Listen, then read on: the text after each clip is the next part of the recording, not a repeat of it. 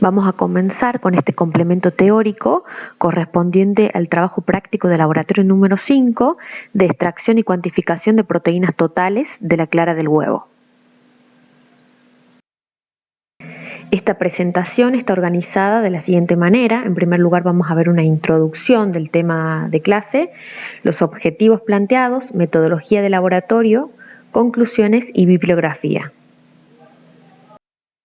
Como objetivos de este trabajo práctico, en primer lugar, afianzar los conocimientos adquiridos en las clases teóricas, comprender la importancia de las proteínas en los seres vivos, reconocer la presencia de proteínas por medio de una reacción de desnaturalización de proteínas, realizar una determinación de proteínas totales a partir de una muestra de clara de huevo, afianzar los conceptos teóricos y el manejo práctico de las técnicas de espectrofotometría y reconocer la importancia del tema de clase.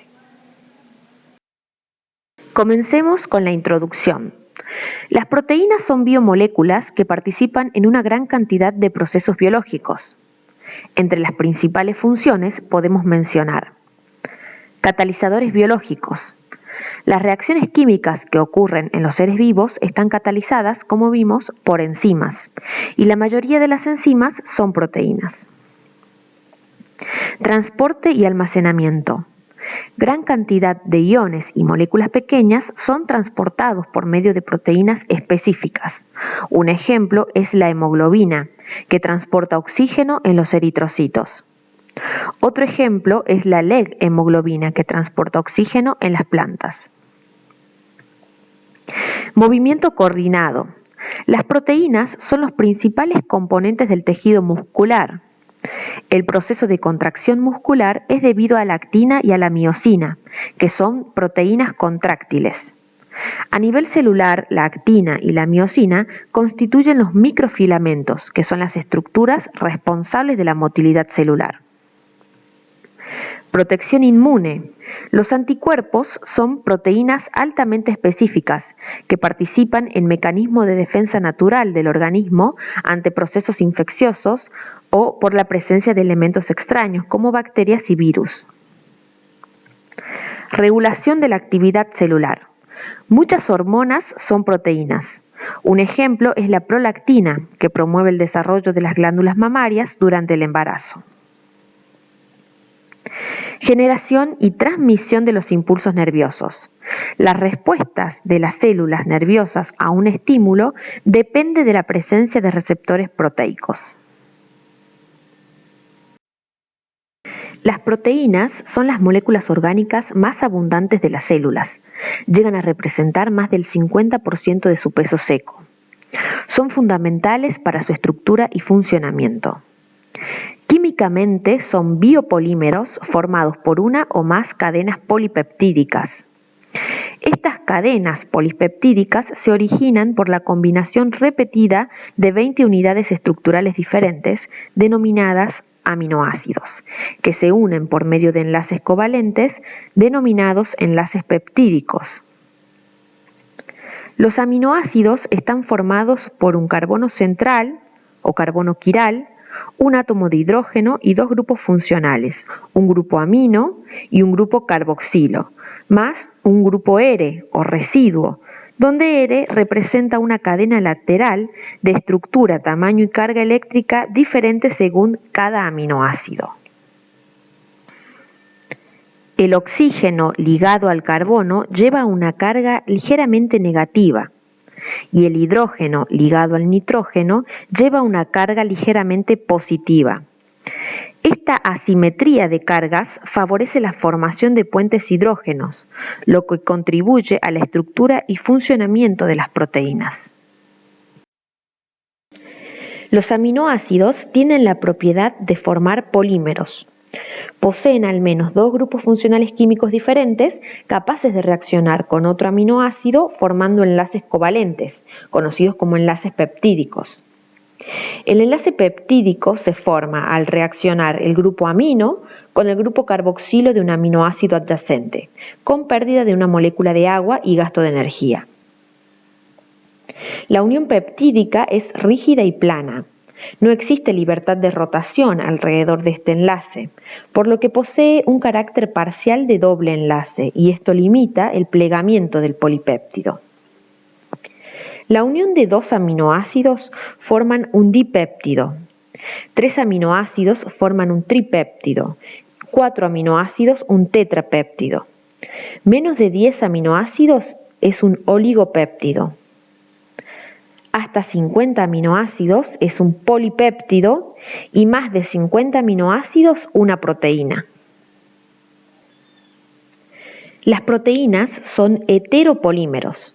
Están formados por la secuencia de monómeros, que son los aminoácidos diferentes. Estos aminoácidos pueden clasificarse según las características del grupo R o el residuo unido al carbono quiral o alfa.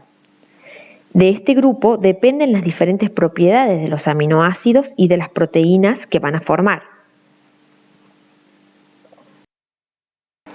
Según la naturaleza del grupo R o residuo, los aminoácidos se pueden clasificar en aminoácidos apolares, son hidrofóbicos sin carga, como por ejemplo los que aparecen en pantalla: alanina, valina, leucina, isoleucina, prolina, metionina, fenilalanina y triptofano.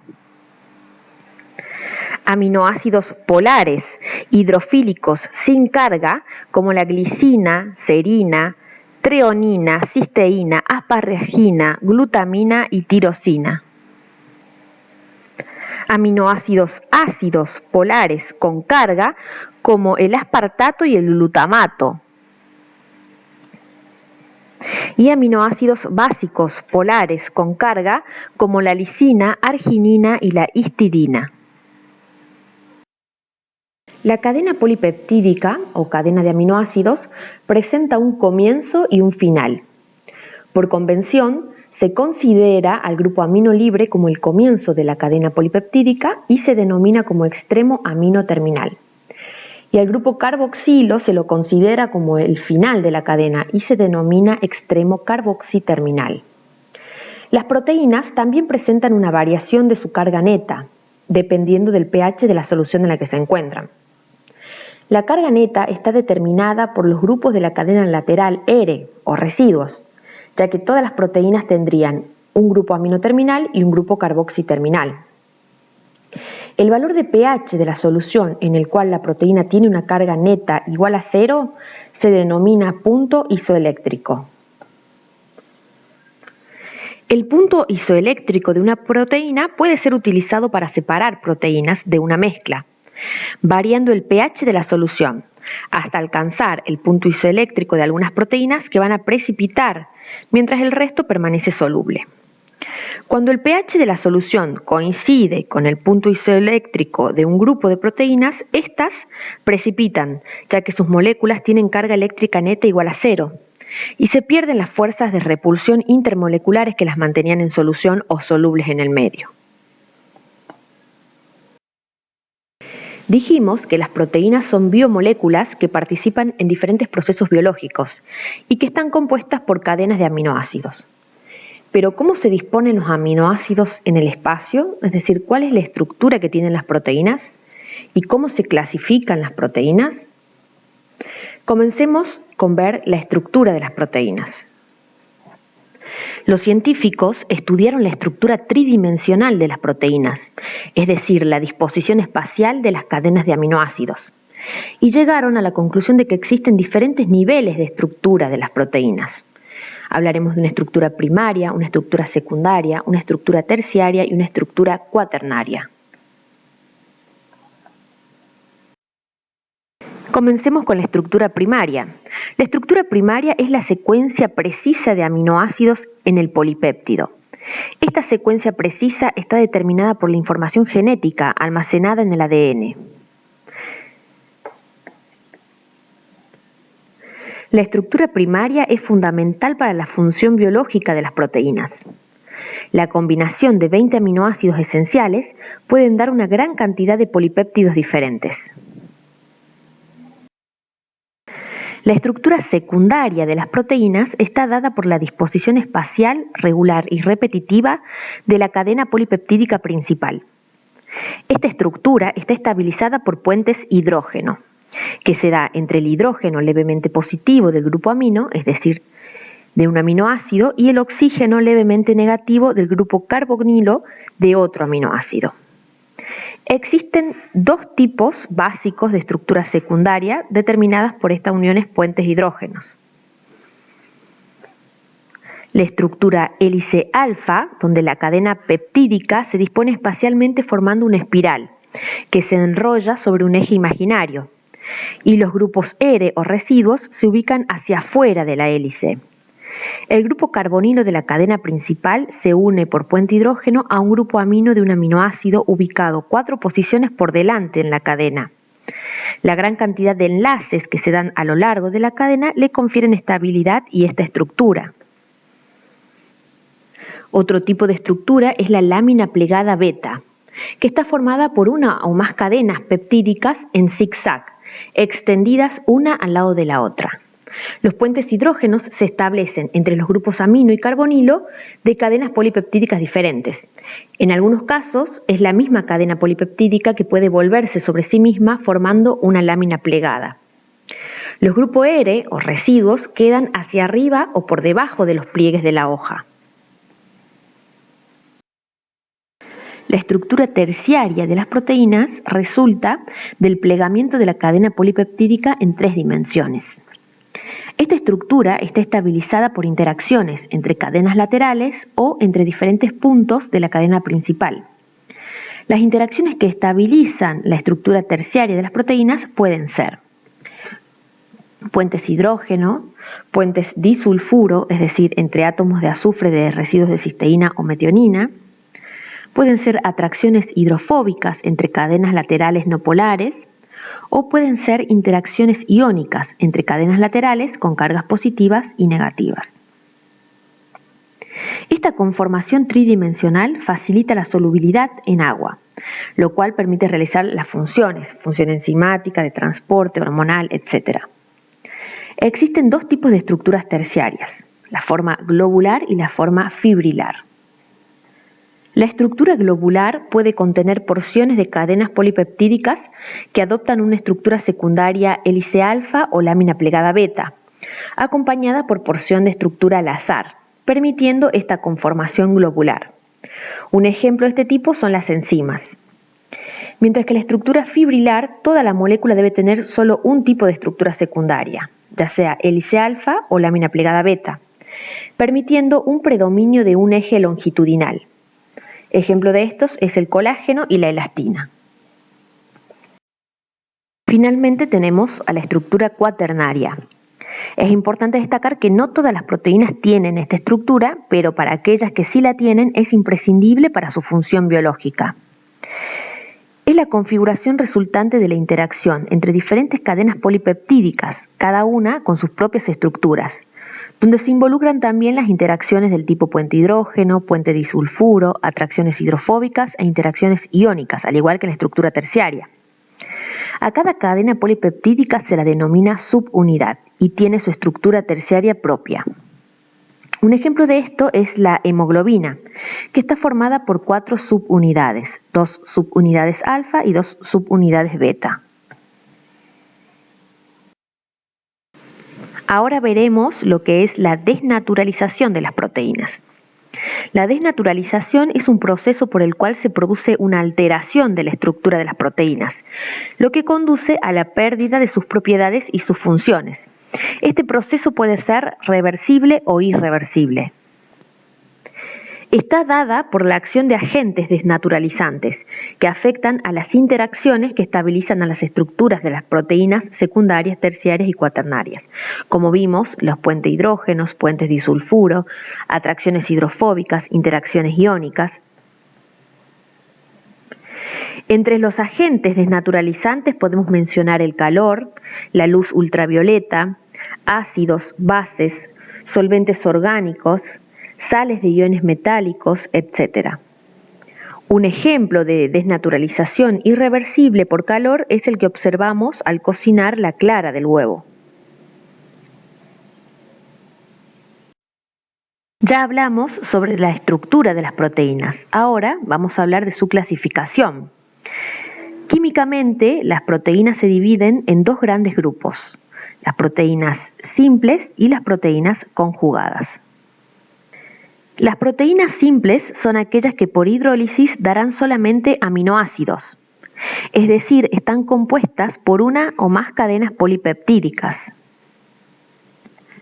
Mientras que las proteínas conjugadas son aquellas que por hidrólisis liberan, junto con los aminoácidos, otras sustancias orgánicas o inorgánicas. Es decir, que están formadas por un grupo no proteico llamado grupo prostético unido a una o más cadenas polipeptídicas. Las proteínas simples, o también llamadas holoproteínas, a su vez se dividen en dos grupos, como ya vimos, dependiendo de su estructura terciaria. Y encontraremos a las proteínas globulares y a las proteínas fibrosas. Las proteínas globulares, las cadenas peptídicas se pliegan en forma esférica y tienen estructura más compleja que la fibrosa, ya que por lo general, como vimos, presentan más de un tipo de estructura secundaria. Estas proteínas son proteínas solubles o se dispersan en agua debido a que en general los residuos no polares se encuentran en el interior de la molécula, mientras que los grupos polares están en la superficie. Algunos ejemplos de proteínas globulares encontramos las albúminas, que están dispersas en agua y se coagulan al calentarse. Regulan la presión osmótica de la sangre. La globulina son enzimas y anticuerpos que están compuestos por globulinas. Se dispersan parcialmente en agua y se coagulan al calentarse. Las histonas son proteínas pequeñas que se encuentran unidas a moléculas de ADN. Las proteínas fibrosas, como vimos, se ordenan formando filamentos u hojas de gran extensión y en general están formados por un solo tipo de estructura secundaria. Todas estas proteínas son insolubles en agua, debido a la alta concentración de aminoácidos hidrofóbicos no polares que presentan su estructura. Cumplen funciones estructurales y algunos ejemplos de estos tenemos a la queratina, que encontramos en cabello, en uñas, en lana, en plumas, en escamas, en la capa externa de la piel, etc. El colágeno, que encontramos en tendones, en cartílagos, en la matriz ósea y en la córnea. Y la elastina, que son elásticas y se encuentran en las paredes de los vasos sanguíneos. Las proteínas conjugadas o heteroproteínas se clasifican según el grupo prostético o grupo no proteico. Encontramos, por ejemplo, a las lipoproteínas, que contienen lípidos más proteínas.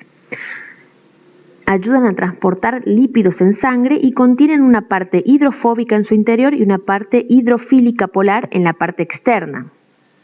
Encontramos también a las glucoproteínas o glicoproteínas, que contienen hidratos de carbono o derivados de ellos más proteínas. Las nucleoproteínas son proteínas conjugadas con ácidos nucleicos, ADN o ARN. Las cromoproteínas, el grupo prostético les confiere color. Un ejemplo es la hemoproteína y la flavoproteína. Las fosfoproteínas contienen grupos fosfatos, mientras que las metaloproteínas contienen átomos de metales como hierro, zinc y cobre. Ahora veremos los métodos utilizados en el trabajo práctico de laboratorio. En laboratorio haremos una determinación de proteínas totales de la clara de huevo utilizando el método de Biuret, siguiendo los pasos detallados en el protocolo de trabajo, ¿sí? El protocolo PROTI2. Este es un método colorimétrico cuyo fundamento es el siguiente. Los enlaces peptídicos de las proteínas reaccionan con el ion cúprico en medio alcalino para dar lugar a la formación de un complejo de color violeta o púrpura con un máximo de absorción a 540 nanómetros y la intensidad de esta coloración es proporcional a la concentración de proteínas totales en la muestra. El método de Biuret es un método espectrofotométrico.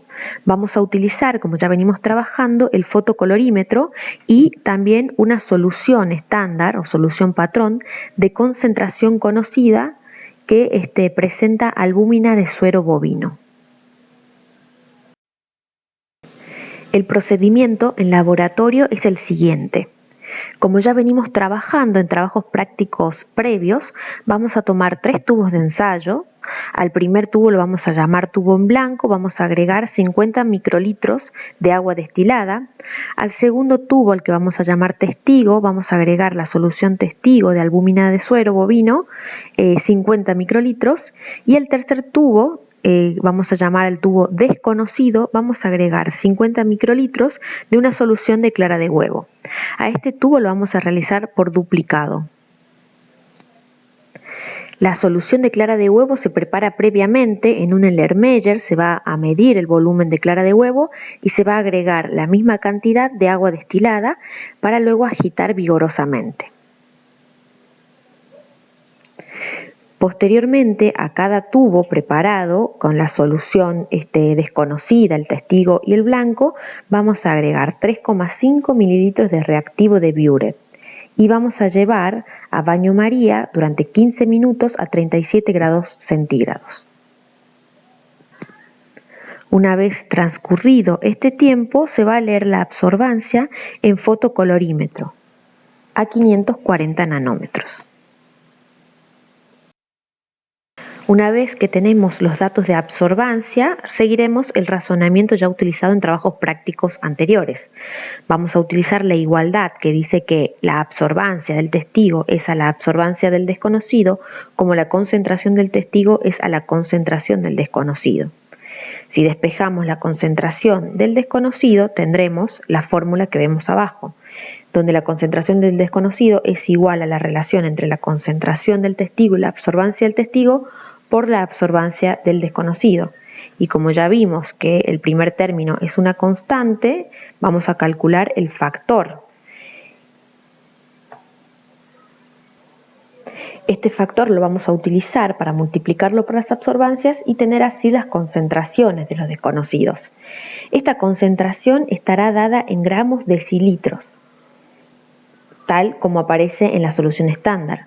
Para pasar la solución al cálculo a gramos litro, deberemos multiplicarlos por 10. Y para referirnos a la clara del huevo pura, deberemos multiplicar por 2, ya que recordemos habíamos diluido la muestra de clara de huevo a la mitad con agua destilada. Paralelamente haremos un análisis cualitativo, donde observaremos la coagulación de las proteínas del huevo. Para esto vamos a colocar en un tubo de ensayo 2 mililitros de solución de clara de huevo preparada previamente. Vamos a agregar 5 gotas de ácido acético y lo vamos a llevar a baño María en ebullición a 100 grados centígrados durante 5 minutos. Vamos a anotar los resultados. Como conclusiones de este trabajo práctico, podemos decir que las proteínas son las biomoléculas más abundantes de las células, donde llegan a superar el 50% de su peso seco. Químicamente son polímeros de aminoácidos que están unidos por enlaces peptídicos. Las proteínas cumplen diferentes funciones que son esenciales para la vida, como ser catalizadores, ya hablamos de las enzimas en trabajos prácticos anteriores, funciones de transporte y almacenamiento, son constituyentes en la membrana celular, son componentes del tejido muscular, tienen acción hormonal, etc. La espectrofotometría, como ya vimos también en trabajos prácticos previos, es un método muy utilizado en investigación para determinación de concentración de diferentes sustancias.